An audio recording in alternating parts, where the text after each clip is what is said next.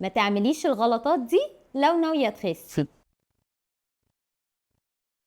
حالات كتير بتجيلي تقولي يا دكتورة أنا فوق ال100 كيلو، أنا لازم أعمل عملية تكميم معدة. الكلام ده مش صح، لأنه في حالات فوق ال100 كيلو بتقدر بالنظام الغذائي إن هي تنزل في الوزن. كمان العملية دي مش بتخليك إنك ما تمشيش على نظام غذائي، لأنه حتى بعد العملية دي أنت محتاج تمشي على نظام غذائي. إنك تبدل المية في يومك بعصير أو مشروبات غازية ده غلط، حتى لو العصير ده من غير سكر، لأنه في سكر في الفاكهة اسمه فركتوز. اخلي بالي من الكميات، يعني ساعات الناس بتستخدم حاجات بتخسس زي مثلا الشوفان وتاخد كمية كبيرة منها، هي سعراتها قليلة لكن كميتها كبيرة، فالسعرات اللي بتدخل للجسم برضو كبيرة. يعني نخلي بالنا من نوع الأكل وحساب السعرات خلال اليوم، مش بس عشان الحاجة بتخس أخد منها كتير. الشاي الأخضر بيخسس أيوة، بس ما جيش أبهدل الدنيا اليوم كله